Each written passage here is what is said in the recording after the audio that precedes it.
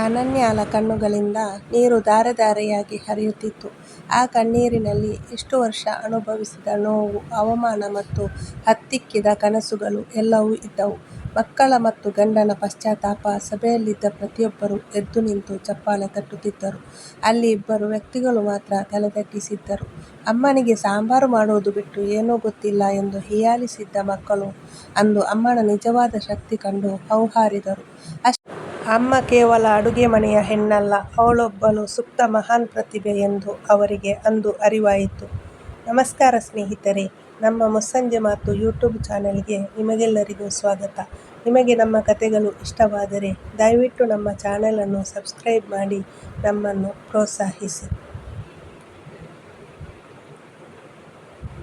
ಒಂದು ಹಳ್ಳಿಯ ಶಾಲೆಯಲ್ಲಿ ಅನನ್ಯಾ ಎಂಬ ಹುಡುಗಿ ಓದುತ್ತಿದ್ದಳು. ಅವಳು ಕೇವಲ ಸುಂದರವಷ್ಟೇ ಅಲ್ಲದೆ ಅಸಾಧಾರಣ ಬುದ್ಧಿವಂತೆ ಕೂಡ ಆಗಿದ್ದಳು.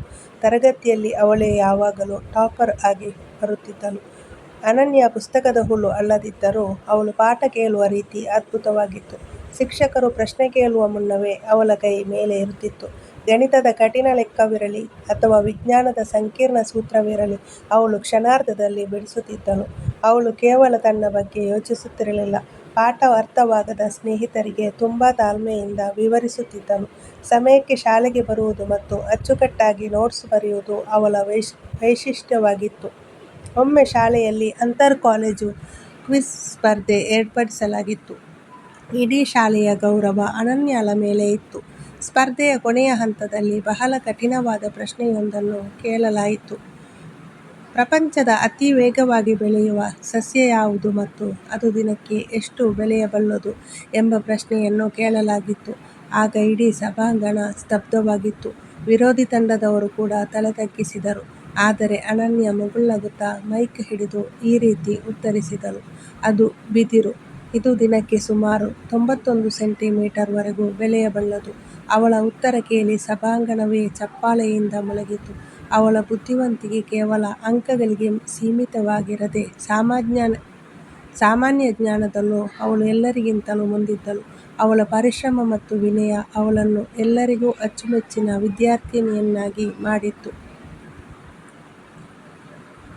ಅನನ್ಯಾ ಸಾಧನೆಯ ಶಿಖರ ಏರುತ್ತಿರುವಾಗಲೇ ಅವಳ ಜೀವನದಲ್ಲಿ ಎದುರಾದ ಆ ಸವಾಲು ಅವಳನ್ನು ಮತ್ತಷ್ಟು ಗಟ್ಟಿಗೊಳಿಸಿತು.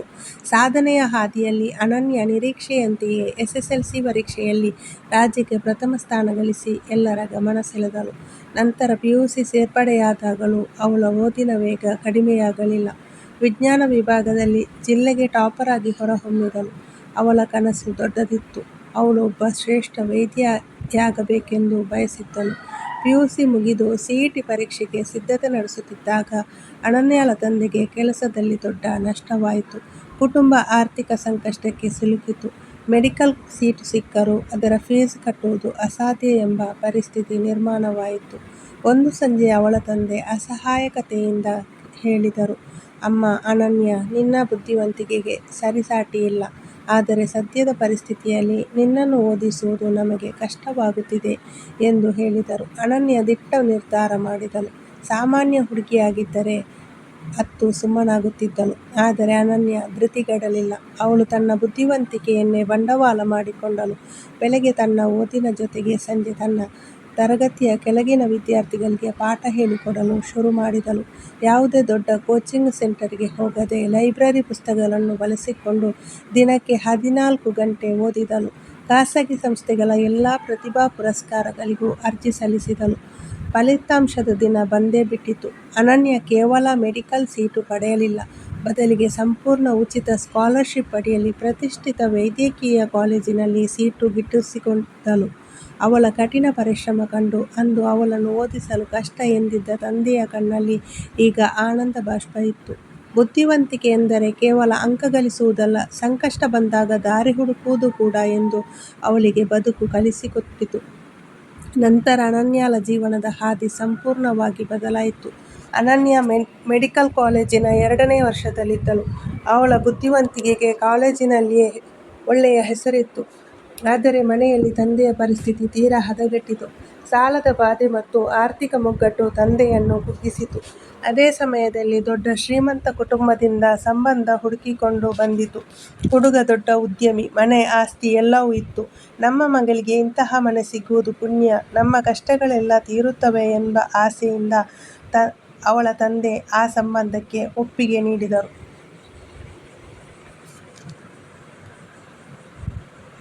ಅನನ್ಯಳಿಗೆ ಓದಬೇಕೆಂಬ ಹಂಬಲವಿತ್ತು. ಆದರೆ ತಂದೆಯ ಕಣ್ಣೀರು ಮತ್ತು ಅವರ ದೈನ್ಯ ಸ್ಥಿತಿಯನ್ನು ಕಂಡು ಅವಳಿಗೆ ಮರು ಮಾತನಾಡಲು ಸಾಧ್ಯವಾಗಲಿಲ್ಲ. ಅವಳ ಮದುವೆ ಸಂಭ್ರಮದಿಂದ ನೆರವೇರಿತು. ಅನನ್ಯ ಡಾಕ್ಟರ್ ಕೋಟ್ ಧರಿಸಬೇಕಾಗಿದ್ದ ವಯಸ್ಸಿನಲ್ಲಿ ಮದುವಣಗಿತ್ತಿಯಾಗಿ ಹೊಸ ಮನೆಗೆ ಕಾಲಿಟ್ಟಳು. ನುಚ್ಚುನೂರಾದ ಕನಸು. ಮದುವೆಯಾದ ಹೊಸತರಲ್ಲಿ ಎಲ್ಲವೂ ಚೆನ್ನಾಗಿಯೇ ಇತ್ತು. ಆದರೆ ಆ ಕುಟುಂಬದ ಸಂಪ್ರದಾಯಗಳು ಅನನ್ಯಳ ಕನಸಿಗೆ ಮುಳ್ಳಾದವು.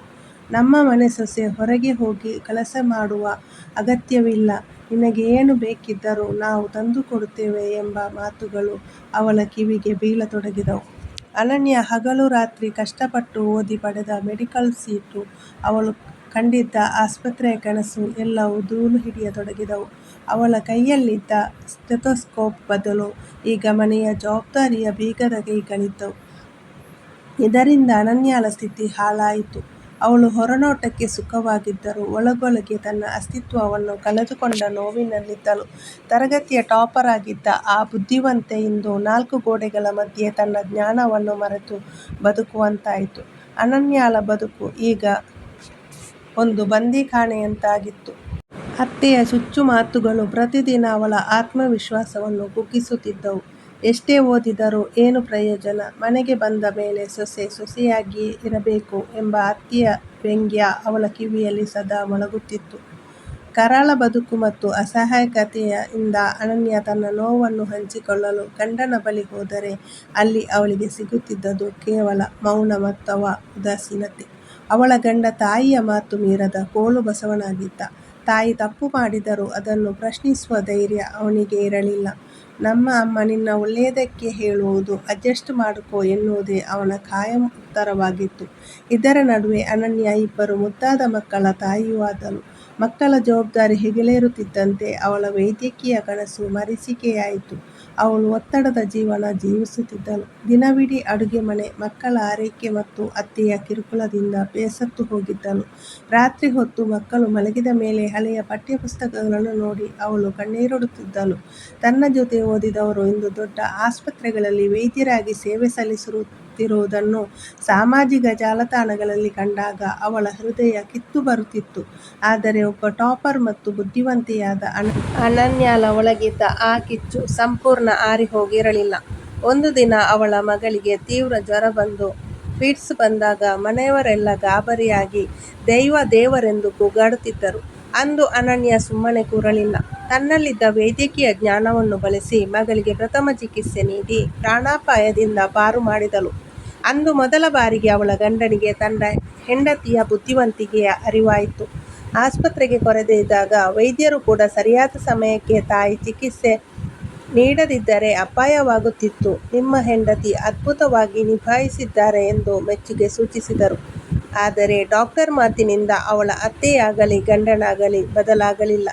ಯಾರ ಜೀವನಕ್ಕಾಗಿಯೂ ತನ್ನ ಇಡೀ ಅಸ್ತಿತ್ವವನ್ನೇ ತ್ಯಾಗ ಮಾಡಿದಳೋ ಅದೇ ಮಕ್ಕಳೇ ಅವಳನ್ನು ಕೀಳಾಗಿ ಕಾಣತೊಡಗಿದರು. ಮಕ್ಕಳ ಅಜ್ಞಾನ ಮತ್ತು ಅನನ್ಯಳ ಮೌನದಿಂದ ವರ್ಷಗಳು ಉರುಳಿದವು. ಮಕ್ಕಳು ಈಗ ಹೈಸ್ಕೂಲ್ ತಲುಪಿದ್ದರು. ಅನನ್ಯ ಸದಾ ಅಡುಗೆ ಮನೆಯಲ್ಲಿಯೇ ಇರುತ್ತಿದ್ದಳು. ಕೈಯಲ್ಲಿ ಸೌಟು, ಮೈಯಲ್ಲೆಲ್ಲ ಬೆವರಿನ ವಾಸನೆ. ಹರಿದ ಸೀರೆಗೆ ಹೊಲಿಗೆ ಹಾಕಿಕೊಂಡು ಸಂಸಾರವನ್ನು ತೂಗಿಸುತ್ತಿದ್ದಳು. ಇತ್ತ ಮಕ್ಕಳಿಗೆ ತಮ್ಮ ತಾಯಿ ರಾಜ್ಯಕ್ಕೆ ಟಾಪರ್ ಆಗಿದ್ದವಳು, ಅವಳೊಬ್ಬಳು ಮೆಡಿಕಲ್ ವಿದ್ಯಾರ್ಥಿನಿಯಾಗಿದ್ದಳು ಎಂಬ ಅರಿವೇ ಇರಲಿಲ್ಲ. ಶಾಲೆಯ ಪ್ರಾಜೆಕ್ಟ್ ಅಥವಾ ಹೋಮ್ ವರ್ಕ್ ಬಂದಾಗ ಮಕ್ಕಳು ತಂದೆಯ ಬಳಿ ಕೇಳುತ್ತಿದ್ದರು. ಅಪ್ಪನಿಗೂ ಅಮ್ಮನನ್ನು ಗೌರವದಿಂದ ನಡೆಸಿಕೊಳ್ಳುವುದು ಹೇಗೆಂದು ತಿಳಿದಿರಲಿಲ್ಲ. ನಿಮ್ಮ ಅಮ್ಮನಿಗೆ ಏನು ಗೊತ್ತಿದೆ, ಅವಳು ಬರೀ ಅಡುಗೆ ಮಾಡೋಕೆ ಲಾಯಕ್ಕು, ಹೋಗಿ ನಿಮ್ಮ ಅಪ್ಪನನ್ನು ಕೇಳಿ ಎಂದು ಅತ್ತೆ ಮಕ್ಕಳ ಮುಂದೆ ಚುಚ್ಚಿ ಮಾತನಾಡುತ್ತಿದ್ದರು. ಒಮ್ಮೆ ಮಗ ತನ್ನ ವಿಜ್ಞಾನದ ಕಠಿಣವಾದ ಪ್ರಶ್ನೆಯೊಂದನ್ನು ಬಿಡಿಸಲಾಗದೆ ಒದ್ದಾಡುತ್ತಿದ್ದಾಗ ಅನನ್ಯ ಸಹಾಯ ಮಾಡಲು ಹೋದಳು. ಆಗ ಮಗ ಸಿಟ್ಟಿನಿಂದ, ಅಮ್ಮ, ನಿನಗೆ ಗೊತ್ತಿರುವುದು ಬರೀ ಸಾಂಬಾರ್ ಮಾಡೋದು ಅಷ್ಟೇ.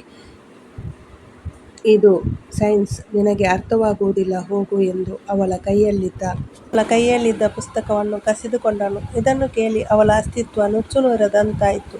ಅನನ್ಯಾಳ ಕಣ್ಣಲ್ಲಿ ನೀರು ಜಿನುಗಿತು. ತಾನು ಮಕ್ಕಳಿಗಾಗಿ ಕನಸುಗಳನ್ನು ಬಲಿಕೊಟ್ಟರೆ ಇಂದು ಮಕ್ಕಳು ತನ್ನನ್ನು ದಡ್ಡಿ ಎಂದು ಕರೆಯುತ್ತಿರುವುದು ಅವಳ ಹೃದಯಕ್ಕೆ ಚೂರಿ ಇರಿದಂತಾಯಿತು. ಅವಳು ಕನ್ನಡಿಯ ಮುಂದೆ ನಿಂತು ತನ್ನನ್ನು ತಾನು ನೋಡಿಕೊಂಡಳು. ಒಂದು ಕಾಲದಲ್ಲಿ ಕಾಲೇಜಿನ ಬೆಸ್ಟ್ ಸ್ಟೂಡೆಂಟ್ ಆಗಿ ಮಿಂಚುತ್ತಿದ್ದ ಆ ಕಣ್ಣುಗಳಲ್ಲಿ ಇಂದು ಕೇವಲ ಶೂನ್ಯವಿತ್ತು. ಗಂಡ ಹಳೆಯ ಕೋಲುಬಸವನಾಗಿಯೇ ಉಳಿದಿದ್ದ. ಅತ್ತೆಯ ಅಬ್ಬರ ಇನ್ನೂ ಕಡಿಮೆಯಾಗಿರಲಿಲ್ಲ. ಹೀಗೆ ಇರುವಾಗ ಮಕ್ಕಳ ಶಾಲೆಯಲ್ಲಿ ಒಂದು ದೊಡ್ಡ ಪೋಷಕರ ಸಮ್ಮೇಳನ, ಪೇರೆಂಟ್ಸ್ ಡೇ ಎಂದು ನಡೆಯುತ್ತದೆ. ಅಲ್ಲಿಗೆ ಮುಖ್ಯ ಅತಿಥಿಯಾಗಿ ಅನನ್ಯಾಳ ಹಳೆಯ ಕಾಲೇಜು ಸ್ನೇಹಿತೆ ಬರುತ್ತಾಳೆ. ಅವಳು ಇಂದು ದೇಶದ ಪ್ರಸಿದ್ಧ ಸರ್ಜನ್. ವೇದಿಕೆಯ ಮೇಲೆ ಆ ಸ್ನೇಹಿತೆ ಮಾತನಾಡುತ್ತಾ ಹೀಗೆ ಹೇಳುತ್ತಾಳೆ: ನಾನು ಇಂದು ಈ ಮಟ್ಟಕ್ಕೆ ಬೆಳೆಯಲು ಕಾರಣ ಅಂದು ನನ್ನ ಜೊತೆ ಓದುತ್ತಿದ್ದ ಅನನ್ಯ. ಅವಳು ನನಗಿಂತ 10 ಪಟ್ಟು ಹೆಚ್ಚು ಬುದ್ಧಿವಂತೆಯಾಗಿದ್ದಳು. ಅವಳು ಎಲ್ಲಿದ್ದಳೋ ಎಂದು ಈಗ ನನಗೆ ಗೊತ್ತಿಲ್ಲ. ಅವಳೇ ನಿಜವಾದ ಟಾಪರ್. ಸಭೆಯ ಕೊನೆಯ ಸಾಲಿನಲ್ಲಿ ತಲೆ ತಗ್ಗಿಸಿ ಕುಳಿತಿದ್ದ ಅನನ್ಯ ಮತ್ತು ಅವಳನ್ನು ದಡ್ಡಿ ಎಂದು ಹೀಯಾಳಿಸುತ್ತಿದ್ದ ಅವಳ ಮಕ್ಕಳು ಈ ಮಾತನ್ನು ಕೇಳಿ ದಬ್ಬಾಳಿಕೆಗೆ ಒಳಗಾದಂತೆ ಕುಳಿತುಕೊಂಡರು. ಇಡೀ ಸಭೆಯಲ್ಲಿ ಸ್ಮಶಾನ ಮೌನ ಆವರಿಸಿತು. ಅನನ್ಯಾಳ ಹಳೆಯ ಗೆಳತಿ, ಪ್ರಖ್ಯಾತ ಸರ್ಜನ್ ಡಾ. ಪಲ್ಲವಿ ವೇದಿಕೆಯ ಮೇಲಿನಿಂದ ಕೆಳಗೆ ಇಳಿದು ಬಂದು ಕೊನೆಯ ಸಾಲಿನಲ್ಲಿ ತಲೆ ತಗ್ಗಿಸಿ ಕುಳಿತಿದ್ದ ಅನನ್ಯಾಳ ಕೈ ಹಿಡಿದು ವೇದಿಕೆಯತ್ತ ಕರೆದೊಯ್ದರು. ಅನನ್ಯಾಳ ಮಕ್ಕಳು ಮತ್ತು ಗಂಡ ಇಡೀ ದೃಶ್ಯವನ್ನು ನಂಬಲಾಗದೆ ನೋಡುತ್ತಿದ್ದರು. ವೇದಿಕೆಯ ಮೇಲೆ ಅನನ್ಯ, ಡಾ. ಪಲ್ಲವಿ ಮೈಕ್ ಹಿಡಿದು ಇಡೀ ಸಭೆಗೆ ಅನನ್ಯಾಳನ್ನು ಪರಿಚಯಿಸಿದಳು. ಸ್ನೇಹಿತರೆ, ಇಂದು ನನ್ನನ್ನು ನೀವು ದೊಡ್ಡ ಡಾಕ್ಟರ್ ಎಂದು ಗೌರವಿಸುತ್ತಿದ್ದೀರಿ. ಆದರೆ ನನ್ನ ಪಕ್ಕದಲ್ಲಿ ನಿಂತಿರುವ ಈ ಅನನ್ಯ ಅಂದು ಮೆಡಿಕಲ್ ಕಾಲೇಜಿನಲ್ಲಿ ನಮಗಷ್ಟೇ ಅಲ್ಲ, ನಮ್ಮ ಪ್ರೊಫೆಸರ್ಗಳಿಗೂ ಅಚ್ಚುಮೆಚ್ಚಿನ ವಿದ್ಯಾರ್ಥಿನಿಯಾಗಿದ್ದಳು. ಗೋಲ್ಡ್ ಮೆಡಲ್ ಗೆಲ್ಲಬೇಕಾಗಿದ್ದ ಪ್ರತಿಭೆ ಇವಳು. ಅನಿವಾರ್ಯ ಕಾರಣಗಳಿಂದ ಓದು ನಿಲ್ಲಿಸಿದರು. ಇಲ್ಲದಿದ್ದರೆ ಇಂದು ಇವಳು ನನ್ನ ಜಾಗದಲ್ಲಿ ಇರಬೇಕಾಗಿತ್ತು. ಅನನ್ಯಾಳ ಕಣ್ಣುಗಳಿಂದ ನೀರು ಧಾರೆ ಧಾರೆಯಾಗಿ ಹರಿಯುತ್ತಿತ್ತು. ಆ ಕಣ್ಣೀರಿನಲ್ಲಿ ಇಷ್ಟು ವರ್ಷ ಅನುಭವಿಸಿದ ನೋವು, ಅವಮಾನ ಮತ್ತು ಹತ್ತಿಕ್ಕಿದ ಕನಸುಗಳು ಎಲ್ಲವೂ ಇದ್ದವು. ಮಕ್ಕಳ ಮತ್ತು ಗಂಡನ ಪಶ್ಚಾತ್ತಾಪ. ಸಭೆಯಲ್ಲಿದ್ದ ಪ್ರತಿಯೊಬ್ಬರೂ ಎದ್ದು ನಿಂತು ಚಪ್ಪಾಳೆ ತಟ್ಟುತ್ತಿದ್ದರೆ ಅಲ್ಲಿ ಇಬ್ಬರು ವ್ಯಕ್ತಿಗಳು ಮಾತ್ರ ತಲೆ ತಗ್ಗಿಸಿದ್ದರು. ಅಮ್ಮನಿಗೆ ಸಾಂಬಾರು ಮಾಡುವುದನ್ನು ಬಿಟ್ಟು ಏನೂ ಗೊತ್ತಿಲ್ಲ ಎಂದು ಹೀಯಾಳಿಸಿದ್ದ ಮಕ್ಕಳು ಅಂದು ಅಮ್ಮನ ನಿಜವಾದ ಶಕ್ತಿ ಕಂಡು ಹೌಹಾರಿದ್ದರು. ಅಮ್ಮ ಕೇವಲ ಅಡುಗೆ ಮನೆಯ ಹೆಣ್ಣಲ್ಲ, ಅವಳೊಬ್ಬಳು ಸುಪ್ತ ಮಹಾನ್ ಪ್ರತಿಭೆ ಎಂದು ಅವರಿಗೆ ಅರಿವಾಯಿತು. ತಾಯಿಯ ಮಾತಿಗೆ ಕೋಲುಬಸವನಂತೆ ತಲೆಯಾಡಿಸಿ ಹೆಂಡತಿಯ ಅಸ್ತಿತ್ವವನ್ನೇ ಮರೆತಿದ್ದ ಗಂಡನಿಗೆ ಅಂದು ಮೊದಲ ಬಾರಿಗೆ ಅಪರಾಧಿ ಪ್ರಜ್ಞೆ ಕಾಡಿತು.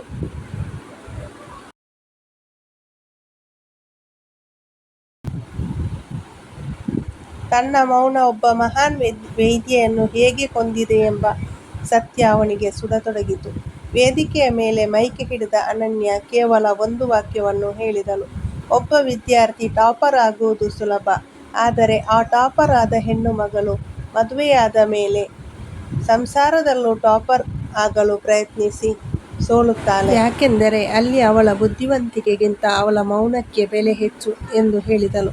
ಅಂದಿನಿಂದ ಮನೆಯಲ್ಲಿ ಬದಲಾವಣೆಯ ಗಾಳಿ ಬೀಸಿತು. ಆ ದಿನ ಮನೆಗೆ ಬಂದ ಮೇಲೆ ಅತ್ತೆಯ ಕಿರುಚಾಟಕ್ಕೆ ಅವಳ ಗಂಡ ಮೊದಲ ಬಾರಿಗೆ ಎದುರುತ್ತರ ನೀಡಿದನು: ಅಮ್ಮ, ಸಾಕು, ನಿಲ್ಲಿಸು. ಅನನ್ಯ ನಮ್ಮ ಮನೆಗೆ ಬಂದದ್ದು ನಮಗಾಗಿ ತನ್ನ ಬದುಕನ್ನೇ ದಾನ ಮಾಡುವುದಕ್ಕಲ್ಲ. ಅವಳಿಗೂ ಒಂದು ಹೆಸರಿದೆ, ಅವಳಿಗೂ ಒಂದು ಕನಸಿದೆ. ಮಕ್ಕಳು ಅಮ್ಮನ ಕಾಲಿಗೆ ಬಿದ್ದು ಕ್ಷಮೆ ಯಾಚಿಸಿದರು. ಅಮ್ಮ, ನಮಗೆ ನಿನ್ನ ಬೆಲೆ ಗೊತ್ತಿರಲಿಲ್ಲ, ಪ್ಲೀಸ್ ನಮಗೆ ಕ್ಷಮಿಸು ಎಂದು ಹಠ ಹಿಡಿದರು. ಮುಂದೇನು ಎಂದು ನೋಡುವುದಾದರೆ ಅನನ್ಯಾಳ ಬದುಕು ಇಲ್ಲಿಗೆ ನಿಲ್ಲಲಿಲ್ಲ. ಅವಳ ಗೆಳತಿ ಪಲ್ಲವಿ ಒಂದು ಹೊಸ ದಾರಿ ತೋರಿಸಿದಳು. ಅನನ್ಯ, ಇಂದಿಗೂ ಕಾಲ ಮಿಂಚಿಲ್ಲ.